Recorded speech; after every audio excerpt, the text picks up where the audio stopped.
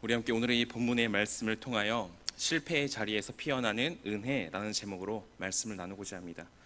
한 가지 양해를 구할 것은 우리가 주일 예배 때에는 큐티의 본문 갖고 예배를 드렸었죠. 말씀을 나눴었는데 제 청소년부 사역을 병행하면서 하다 보니까 이때의 본문 설정이 이제 청소년부가 창사기부터 오늘 쭉 나가고 있거든요. 그 청소년부 본문에 맞추어서 이제 이렇게 말씀을 이제 증거한다는 점 좀 양해해 주시고 말씀을 함께 나누었으면 좋겠습니다.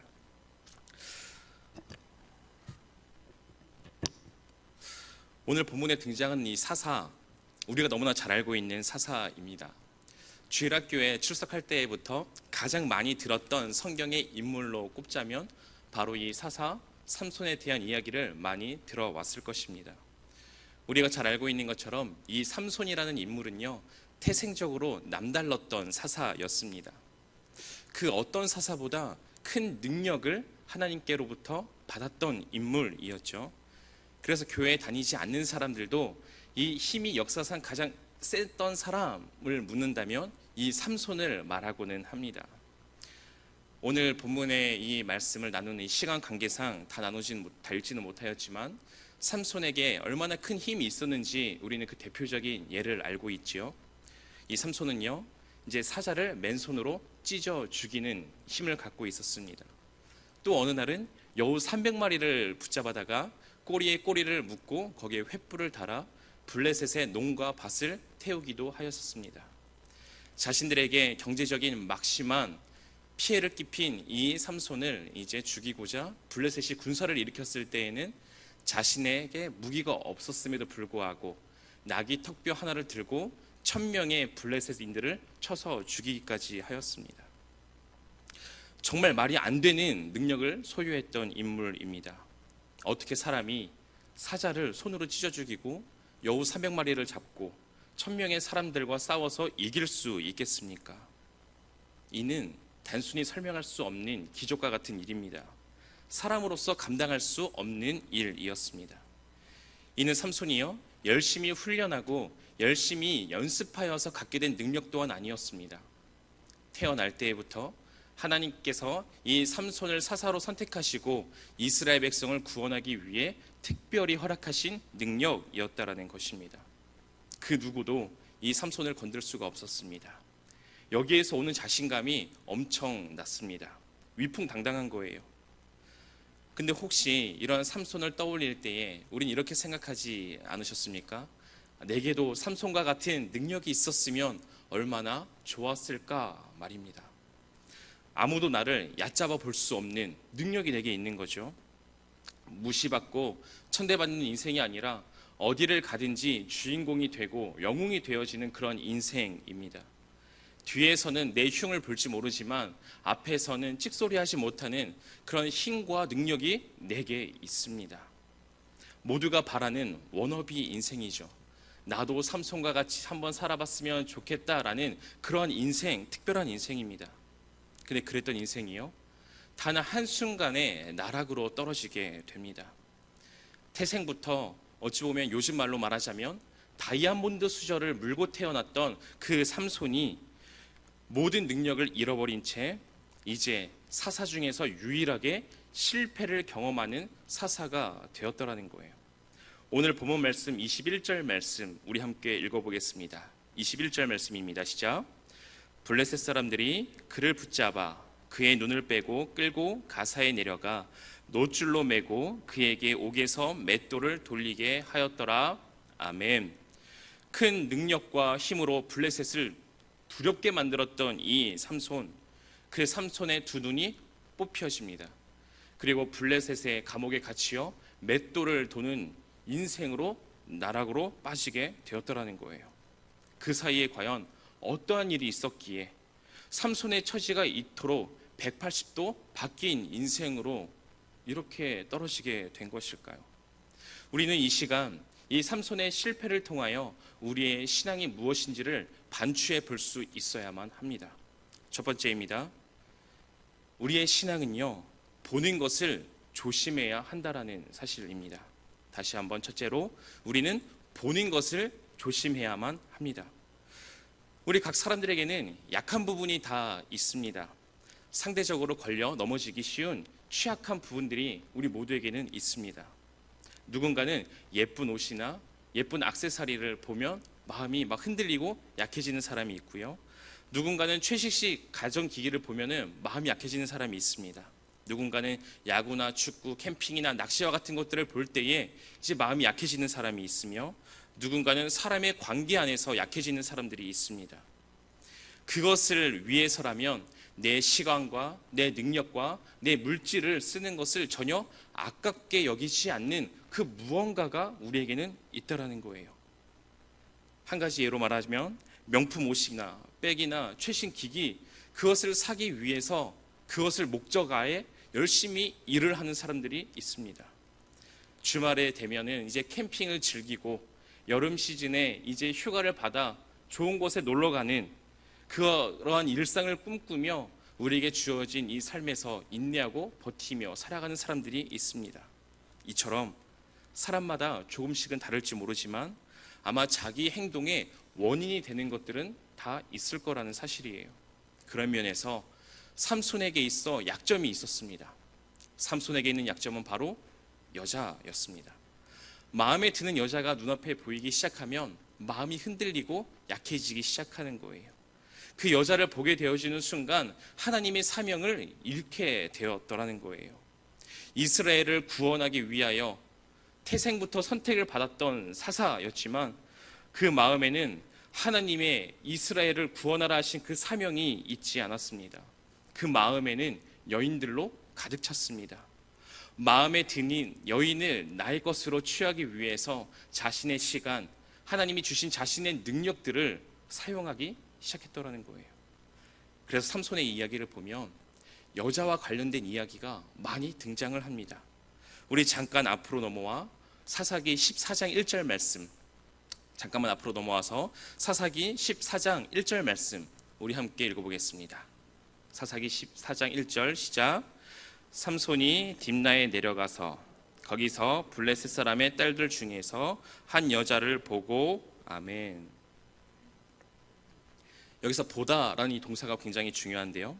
삼손이 블레셋 사람들 중에서 한 여자를 봤습니다. 봤는데 완전히 미모의 여인이었었던 것 같아요. 자기 마음에 흡족한 그런 여인이었습니다.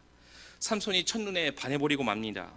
이 여인과 함께하면 자신의 이 완벽한 인생 가운데에 더 완벽해지는 인생이 될 것 같은 거예요.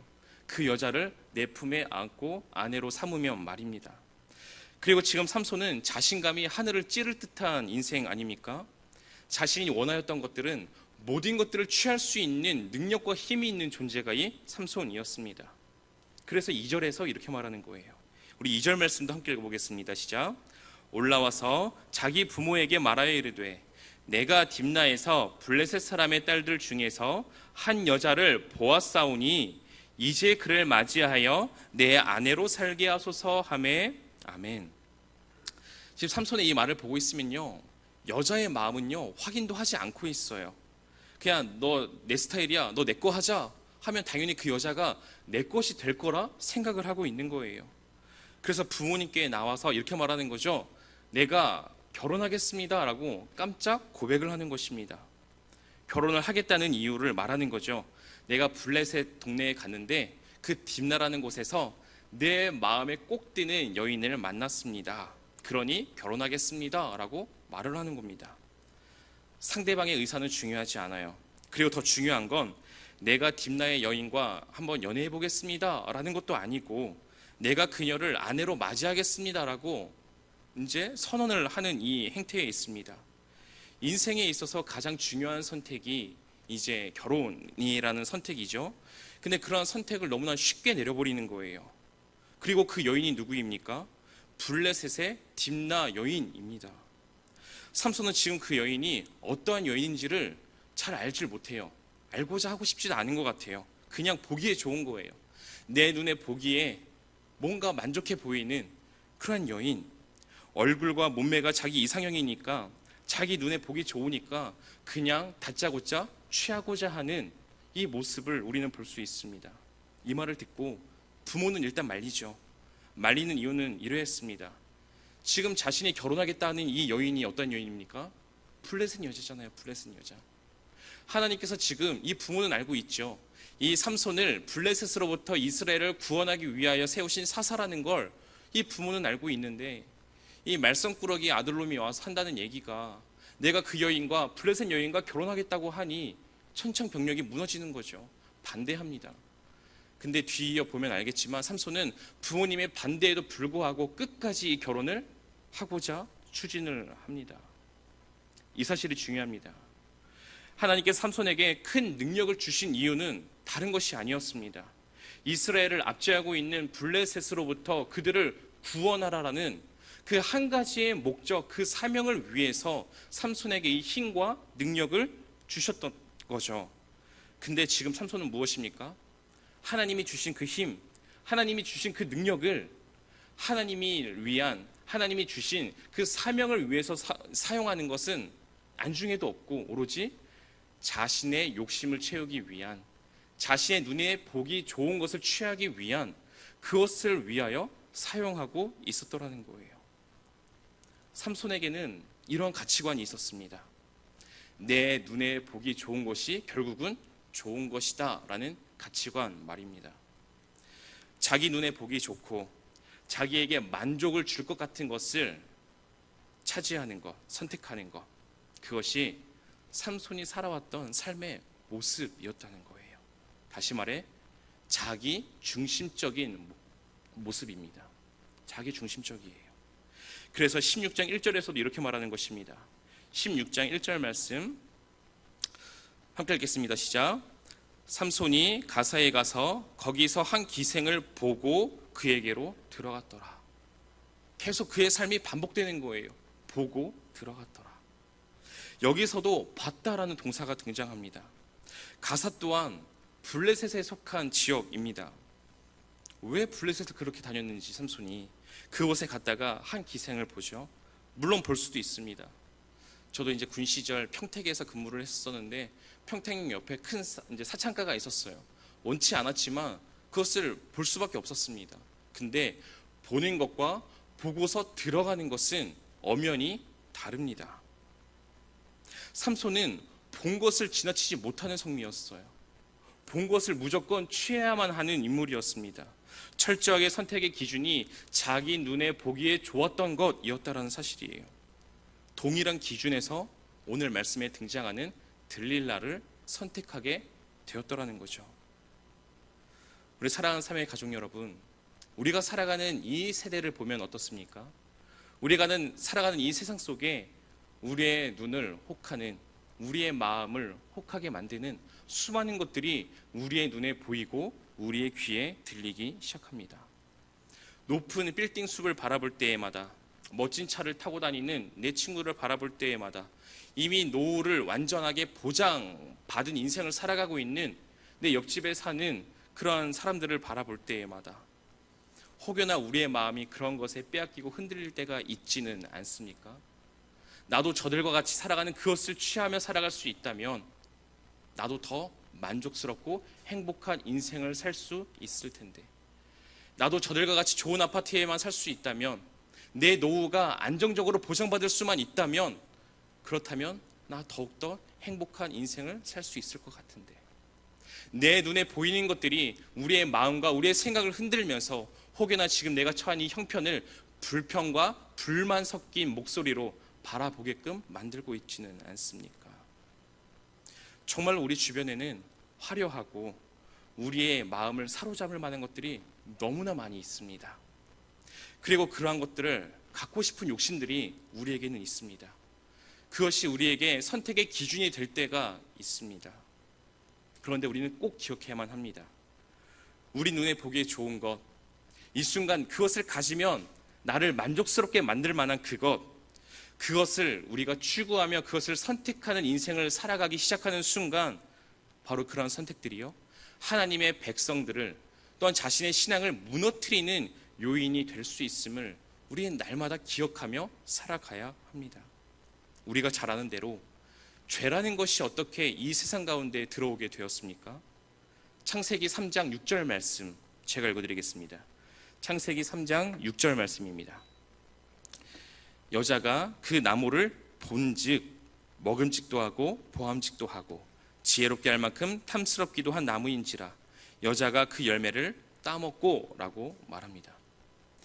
하와라는 여인이 선악을 알게 하는 나무의 열매를 보았습니다.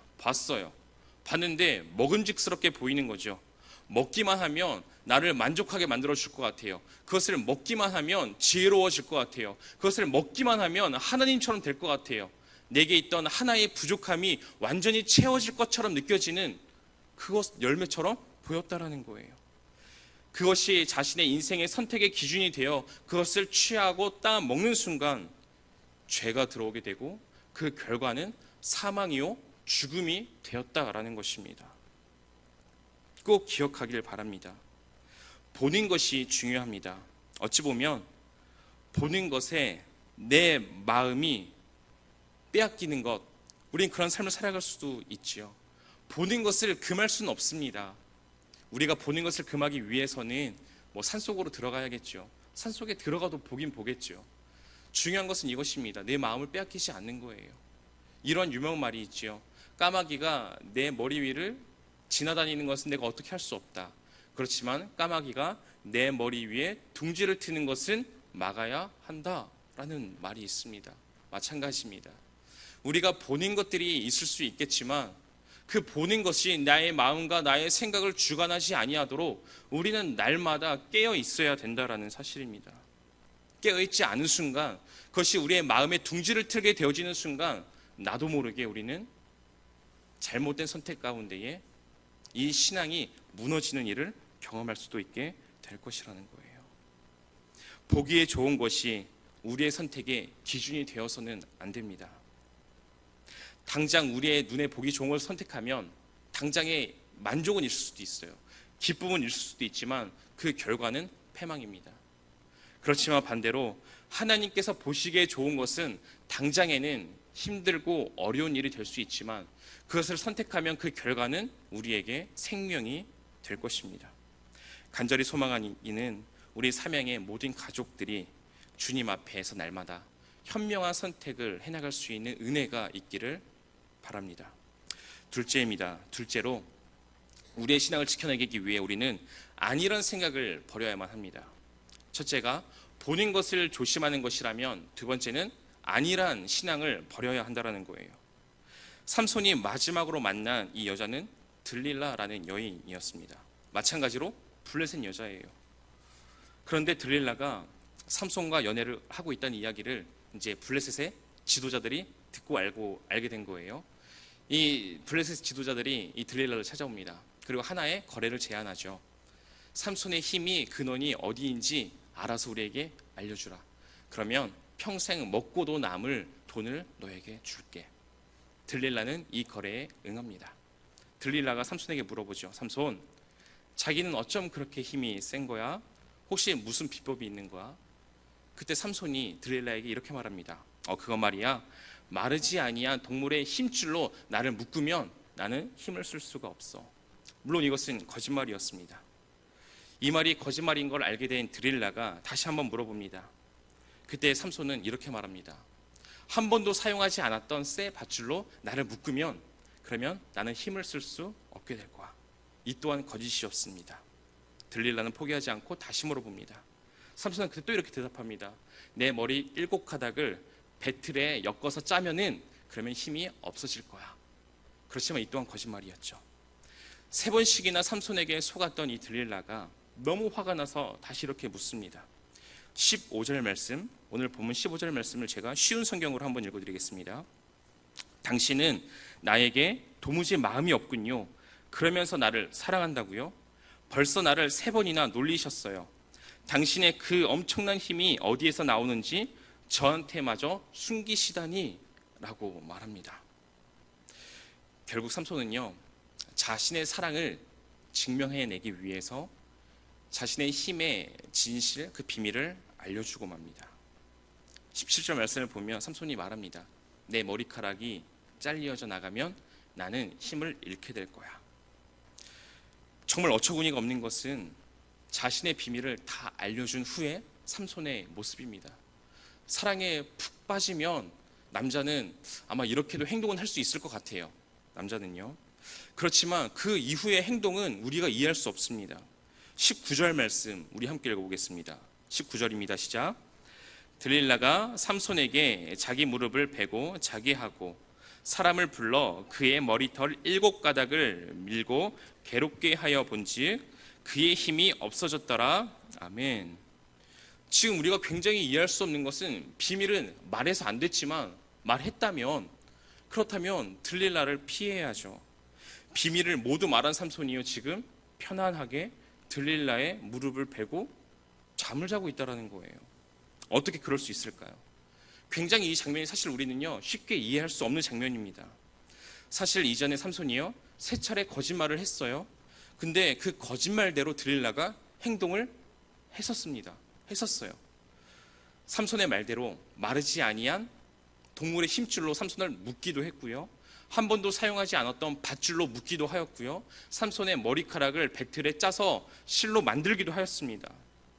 그렇다면 삼손은요 당연히 이렇게 생각할 수 있는 거죠. 내가 진실을 말하고 나면 들릴라가 내 머리카락을 자를 수도 있겠구나. 그렇게 생각하는 게 당연한 거 아니에요? 그러나 그럼에도 불구하고 들릴라의 무릎을 베고 깊은 잠에 빠져듭니다. 이게 말이 안 된다는 거예요. 그 전까지는 내가 거짓말을 했던 거니까 잘 수 있었습니다. 근데 진실을 말한 지금 이 시점이라면 조심해야죠. 근데 도대체 왜 이렇게 된 걸까요? 왜 삼손이 이렇게 된 걸까요? 이 부분이요 우리의 신앙에 시사하는 바가 굉장히 큽니다. 삼손은 지금 자신의 진실 비밀을 다 말했지만 삼손의 은연중에 그의 마음의 중심엔 이러한 마음이 있던 거예요. 설령 들릴라가 내 머리카락을 자른다 할지라도 내 힘은 사라지지 않을 거야 라는 생각이 삼손에게 있었더라는 거예요. 삼손은 자신의 이 신앙을 굉장히 안일하게 생각했습니다. 그것이 삼손의 실패의 이유였습니다. 왜 그런 생각을 했을까요? 지금까지도 그랬거든요. 사실 삼손은 사사인 동시에 나실인이었습니다. 나실인은 하나님께 바쳐진, 조금 더 특별하게 바쳐진 거룩한 자입니다. 이 나실인이 지켜야 할 법이 3가지가 있었습니다. 민수기 6장 2절에서 6절 말씀인데요, 일부를 생략하고 제가 읽어드리겠습니다. 민수기 6장 2절에서 6절 말씀. 이스라엘 자손에게 전하여 그들에게 이르라. 남자나 여자가 특별한 서원 곧 나실인의 서원을 하고 자기 몸을 구별하여 여호와께 드리려고 하면 포도주와 독주를 멀리하며 그 서원을 하고 구별하는 모든 날 동안은 삭도를 절대로 그의 머리에 대지 말 것이라. 자기의 몸을 구별하여 여호와께 드리는 모든 날 동안은 시체를 가까이 하지 말 것이요 라고 분명히 나실인에 대해서 말합니다. 첫째, 시체와 같은 부정한 것을 가까이서 안 됩니다. 부모님이 죽어도 장례를 치를 수가 없어요, 이 나실인일 때는요. 둘째, 포도주와 독주 뿐만 아니라 포도로 만든 모든 것들을 먹고 가까이에서는 안 됩니다. 마지막 셋째, 머리카락을 잘라선 안 됩니다. 그런데 사사기 14장 말씀을 보면요, 삼손은요 사자를 찢어 죽였습니다. 만일 삼손이 나실인이라는 자각이 있었다면 그 사자를 찢어 죽인 것을 멀리하고 정결 예식을 치러야만 합니다. 그러나 우리가 알고 있는 것처럼 그러지 않았어요. 사사기 14장 8절에서 9절 말씀을 제가 읽어드리겠습니다. 8절에서 9절입니다. 얼마 후에 삼손이 그 여자를 맞이하려고 다시 가다가 돌이켜 그 사자의 죽음을 본즉 사자의 몸에 벌떼와 꿀이 있는지라. 손으로 그 꿀을 떠서 걸어가며 먹고 그의 부모에게 이르러 그들에게 그것을 들여서 먹게 하였으나 그 꿀을 사자의 몸에서 떠왔다고는 알리지 아니하였더라. 아멘. 사자의 죽음을 가까이 한 것뿐만 아니라 그 부정한 사자의 시체에서 나온 꿀을 뭐예요? 떠다가 먹는 거예요. 아, 달다, 맛있다. 그것을 부모에게까지 건네줍니다. 근데 부모에게는 말하지 않아요. 왜요? 알고는 있어요. 자신이 나실인이라는 사실을 알고는 있습니다. 이 사실을 부모님께 말씀드리면 부모님께 혼날까봐 말은 하지 않는 거예요. 그냥 꿀을 구했습니다. 드리기만 하는 겁니다. 내가 하나님께 선택을 받은 사사이며 나실인 거룩한 하나님의 백성이라는 사실을 알고는 있었지만 그것이 진정 그를 이끌어가는 삶의 기준점이 되지는 못했더라라는 것이에요. 하나님의 이 말씀을 어김에도 불구하고 크게 개의치 않아요. 그런데 그의 힘이 사라지지 않았어요. 그리고 이어 14장 10절 말씀을 보면 이렇게 말하고 있습니다. 삼손의 아버지가 여호와에게로 내려가매 삼손이 거기서 잔치를 베풀었으니 청년들은 이렇게 행하는 풍속이 있었음이더라 라고 말하는 장면이 14장 10절에 나옵니다. 삼손은요, 14장 1절에서 자기 눈에 보았던 이 딥나의 여인, 부모님의 반대에도 불구하고 끝까지 결혼을 하려고 합니다. 그리고 결혼식을 위한 잔치를 배설하는데요, 여기에서 삼손이 거기서 잔치를 베풀었으므로 라는 잔치는요, 원어로 보면 그냥 잔치가 아니에요. 술잔치입니다. 술잔치. 지금 잔치를 배설하는 이 삼손이요, 포도주와 독주가 넘쳐나는 그 술잔치를 배설하고 있다는 거예요. 함께 그 블레셋인들과 그 술을 나누며 잔치를 즐기고 있는 것이죠. 그런데요, 나시린의 서약을 어겼지만 사실 달라진 게 아무것도 없었어요. 시체를 가까이 했습니다. 술을 가까이 했습니다. 그런데 달라지는 게 없었거든요. 그럼에도 불구하고 여전히 자신에겐 힘이 있었거든요. 삼손은 이번에도 마찬가지라 생각을 한 겁니다. 정말 안일했던 거예요. 이런 안일한 생각이 삼손을 한순간에 구렁텅이로 빠뜨리는 이유가 되더라는 겁니다. 참여의 가족 여러분, 혹시 우리도 우리의 신앙 가운데에 이러한 안일한 모습이 있지는 아닌가 돌아봐야 합니다. 바늘 도둑이 소도둑 된다라는 유명한 속담이 있지요. 우리의 신앙도 마찬가지입니다. 주일 예배를 한 번 빠질 때에는 뭔가 되게 뜨끔한데 한 번 빠지고 두 번 빠지고 세 번 빠지고 보다 보면 그냥 익숙해지는 게 우리 아닙니까? 그렇게 교회를 멀리하게 됩니다. 하나님의 말씀에 불순종하는 것도 마찬가지입니다. 처음에는 하나님의 말씀이 무엇인지 분명히 안다면 그 말씀에 불순종하는 것이 뭐 뜨끔하고 찔리고 그렇지만 반복적으로 불순종하기 시작하면 그 불순종 가운데도 마음에 자유함이 생기는 것, 그것이 우리의 마음 아닙니까? 왜요? 죄를 지어도 당장에 변하는 게 없으니까요. 죄를 지는데 내 일상은 동일하게 지속되니까요. 달라지는 게 없어요. 그런데 그런 안일한 생각이요, 그 신앙을 무너뜨리는 요인의 가장 큰 요소가 된다는 걸 우리는 꼭 기억해야만 합니다. 암이라는 것, 초기에 발견하면 그리 무서운 병이 아니죠. 초기에는 별다른 증상도 없습니다. 그런데 중요한 것은 암이라는 세포가 내 몸 안에 있음에도 불구하고 증상이 없을 뿐이지 있기는 있는 거예요. 그런데 아무런 증상이 없다고 안일하게 대처하다가는 나중에 말기가 되어 손을 쓸 수 없는 것과 마찬가지임을 우리는 날마다 기억해야 합니다. 야고보서 1장 15절 말씀을 제가 읽어드리겠습니다. 야고보서 1장 15절입니다. 욕심이 잉태한 즉 죄를 낳고 죄가 장성한 즉 사망을 낳느니라. 우리는 절대로 죄를 가볍게 여겨서는 안 됩니다. 공등탑이 순식간에 무너지는 것과 마찬가지로 죄에 대한 안일한 그 생각이요, 순식간에 우리의 삶을 무너뜨릴 수 있음을 우리는 날마다 기억하며 살아가야 해요. 간절히 소망하기는 우리는 삼손과 같이 하나님의 오래 참으심과 하나님의 그 인내를 악용해서는 안 됩니다. 왜 우리가 죄를 짓고 있지만 우리의 삶 가운데 달라지는 것이 없는지 아십니까? 하나님이 참고 계신 거예요. 하나님이 인내하고 계신 거예요. 하나님이 계속적으로 우리에게 기회를 주시고 계신 거예요. 근데 하나님의 그 거룩하신 하나님의 그 사랑의 인내를 우리가 악용해서야 되겠습니까? 이러한 삼손의 결과, 자기의 눈에 보기에 좋은 것들을 택하였던 이 믿음에 관하여, 죄를 지는 것에 관하여, 하나님의 말씀에 불순종하는 것에 관하여 아니란 생각을 갖고 있었던, 죄를 지어도 달라지는 것도 없는데, 이러한 생각이 그를 지금 이러한 나락으로 빠지게 했다는 거예요. 이처럼 삼손의 실패한 인생, 눈에 보기 좋은 대로 하나님의 것을 자기의 것이라 착각하며 살아가며 안일하게 행동했던 이 모습, 그게 정말로 감사하고 정말로 은혜인 것은요, 사실 삼손과 우리가 별반 다를 바 없지 않습니까? 솔직히 삼손의 이 스토리를 바라보면서 단순히 와, 삼손 어떻게 그렇게 살아갈 수 있어라며 비난할 수 있는 자가 우리 안에 아마 없을 거라 생각합니다. 모두가 다 내 눈에 보기에 좋은 것을 선택할 때가 간혹 있지 않았습니까? 모두가 다 하나님의 말씀과 내가 좋아하는 것을 이렇게 대립할 때에 하나님의 말씀을 잠깐 등져버리고 내가 원하는 것을 선택하며 안일하게 행동했던 적이 정말 솔직히 한 번도 우리에게는 없습니까? 그 정말로 은혜인 것은 삼손의 이 이야기가요 21절로 끝나는 게 아니라는 거예요. 사실 하나님께서 우리에게 베푸시는 은혜가 얼마나 놀랍고 큰지가 그 이유로 계속 등장하고 있는데요. 다시 한번 제가 21절 말씀을 읽어드릴게요. 블레셋 사람들이 그를 붙잡아 그의 눈을 빼고 끌고 가사에 내려가 노줄로 매고 그에게 옥에서 맷돌을 돌리게 하였더라.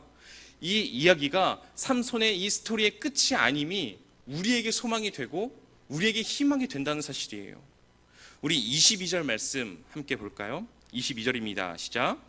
그의 머리털이 밀린 후에 다시 자라기 시작하니라. 아멘. 우리 오늘의 설교의 제목을 한 번 더 한 목소리를 읽어보기를 원합니다. 오늘 설교의 제목입니다. 시작. 실패의 자리에서 피어나는 은혜. 아멘. 삼손의 이야기는요 실패로 끝나지 않는다는 것이 중요해요. 우리는 이 삼손의 머리털이 힘의 근원이 아님을 알고 있습니다. 삼손에게 있었던 힘의 근원은요 사실 머리털이 아니에요. 그와 함께하고 계신 하나님이셨습니다. 머리 자라난다고 해서 삼손에게 힘이 돌아왔을까요? 머리카락이 자라났다고 해서 삼손에게 힘이 돌아온 것은 아닙니다. 그럼에도 삼손과 이 하나님과의 관계가 완전히 끊어진 것이 아님을 우리는 알 수가 있는 거예요.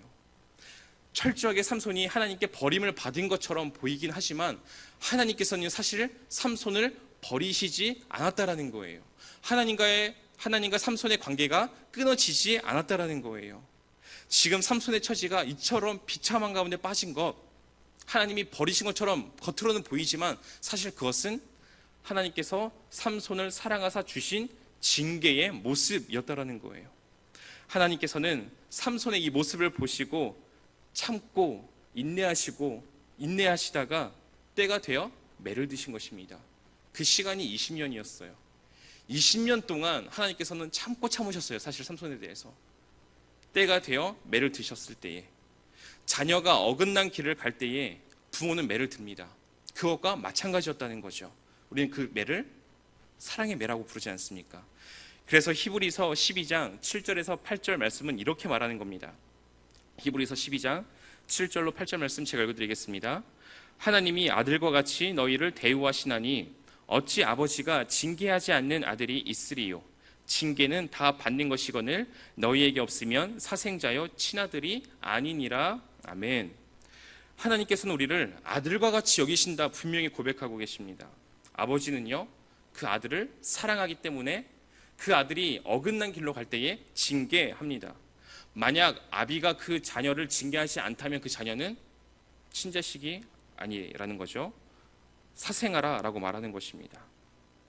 정말 슬퍼야 할 것은요 내 스스로도 판단하기에 나는 삼손과 같이 내 눈에 보기 좋은 것만을 쫓아 살아가고 하나님을 생각하지 않으며 이 한 주간의 삶을 살아가고 있지만 정말로 죄를 지으면서도 두려워하는 마음이 하나님 앞에 없고 뭐 죄를 지어도 똑같은데 안일하게 생각하며 살아가고 있지만 그런데도 불구하고 하나님으로부터의 이 사랑의 징계가 없다면 사실은 우리는 그것을 평온하다라고 여기는 것이 아니라 우리는 사실 그럴 때에 두려워할 수 있어야 합니다.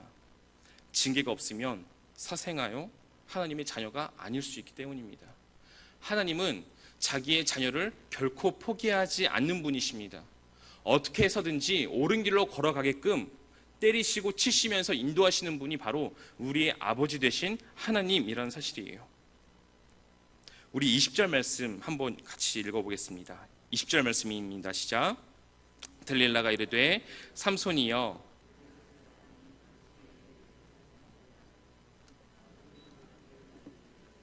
내가 전과 같이 나가서 몸을 떨치리라 하였으나 여호와께서 이미 자기를 떠나신 줄 깨닫지 못하였더라. 아멘. 삼손이 뭐라고 말합니까? 머리카락이 잘리는 그 순간에 이렇게 말하는 거예요. 내가 전과 같이 나가서 내 힘을 떨치리라. 내 힘으로 내가 이것을 이겨내리라. 내 힘에 대해서 강조하고 있습니다.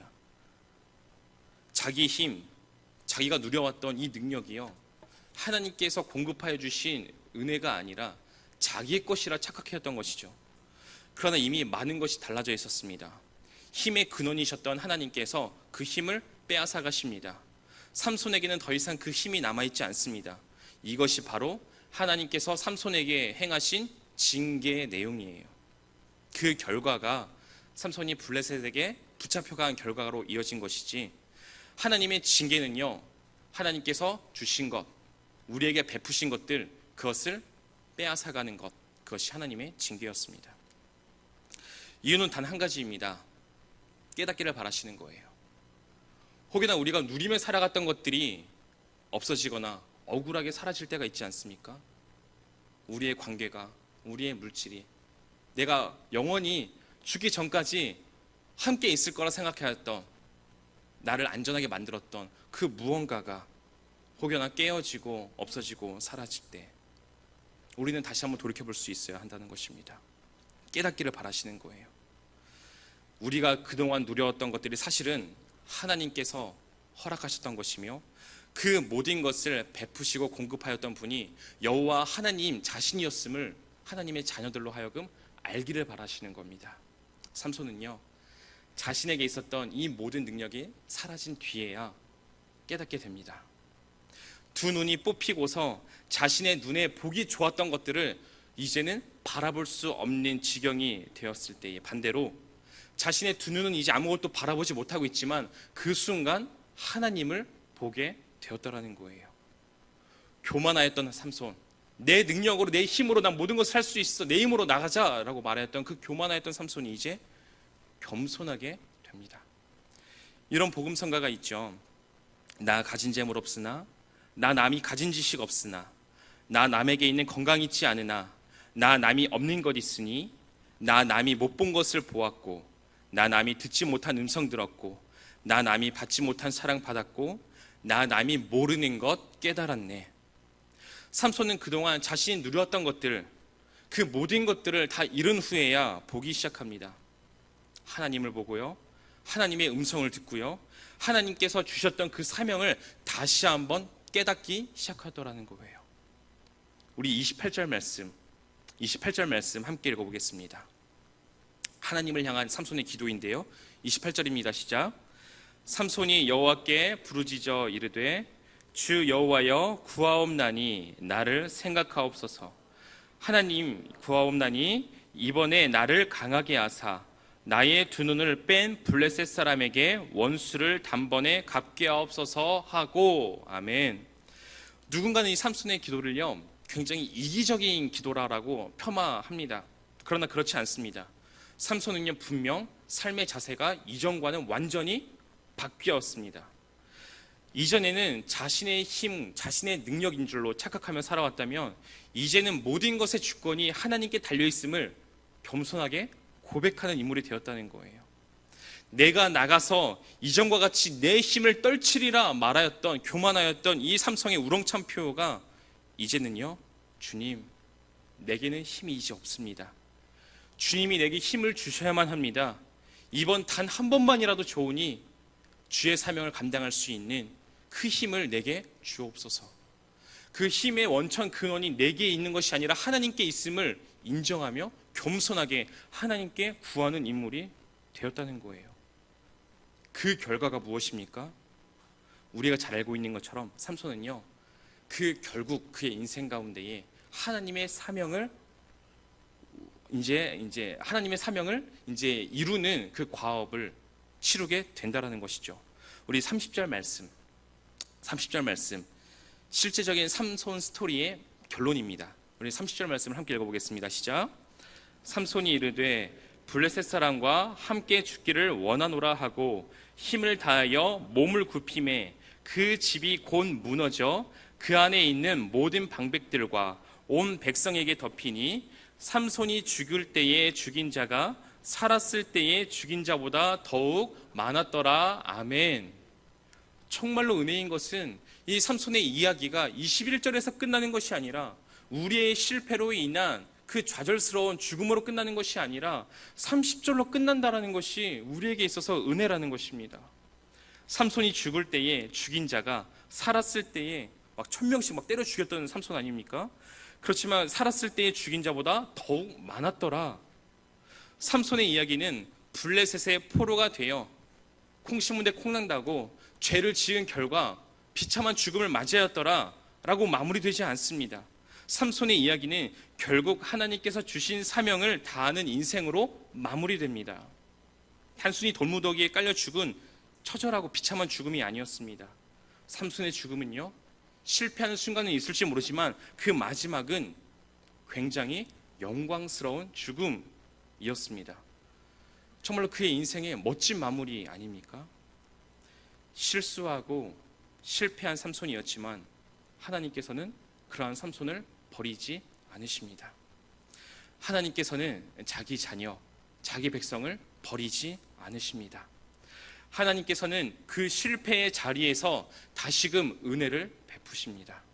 결국에는 하나님 자신을 의지하는 자리, 교만을 꺾고 겸손한 자리로 우리를 인도하십니다. 비참하게 살다가 죽는 인생이 아니라 결국에는 하나님께서 허락하신 사명을 완수하는 그 길로 인도하십니다. 우리 사랑하는 사명의 가족 여러분, 하나님께서 우리를 부르시는 그날 우리는 잘 먹고 잘 살다 가는 인생이었다 라고 우리의 인생을 회고하지 않았으면 좋겠습니다. 도리어 그것이 아니라 하나님께서 주신 사명을 다하는 인생이었다라고 우리의 살아온 인생을 회고할 수 있는 그 은혜가 있기를 소망합니다. 반드시 우리를 바라보며 기억하시길 바랍니다. 우리의 연약함 가운데에 삼손과 같은 실패의 인생으로 내 인생이 보인다 할지라도 자포자기하거나 실망하거나 그 자리에 왜 이렇게 말이 꼬일까요? 주저앉지 않으시기를 바랍니다. 그네 가운데에도 끝까지 우리를 포기하지 아니하시고 나를 의지해라, 내가 너와 함께할게, 나를 의지해라, 진정 만족한 삶이 무엇인지를 내가 알게 해줄게, 나를 의지해라, 그 사명을 너를 통하여 내가 이루어줄게, 성취할게 라고 말씀하시는 그 주의 손을 붙잡고 겸손함으로 다시금 주를 의지하며 나아갈 수 있는 그 은혜가 우리 모두에게 있기를 주님의 이름으로 축원합니다. 우리 이 시간 들은 말씀을 생각하며 함께 찬양했으면 좋겠습니다. 은혜라는 찬양인데요, 우리는 살아가다 보면 착각할 때가 있는 것 같습니다. 내가 누리고 있는 이 모든 것들이 나의 것이라 여길 때가 있습니다. 그리고 그것을 포기하지 않으려는 마음이 우리에게 있을 때가 있다는 거예요. 왜요? 내 노력으로, 내 땀으로 맺혀진 결과이기 때문입니다. 그렇지만 분명히 하나님께서는 우리에게 말씀하십니다. 사실 그거 내가 너에게 준 선물들이다. 내가 너에게 베푼 은혜이다. 넌 그것을 바라보기를 바란다. 네가 살아가고 있는 그 숨쉬는 모든 순간, 모든 삶의 자리가 사실은 내가 너와 함께하고 있고 너에게 베풀고 있는 은혜의 자리이다. 넌 이것을 기억하며 살아가기를 바란다 라고 말하는 그 주의 음성 앞에 반응하며 이 찬양 함께 고백하고 기도했으면 좋겠습니다.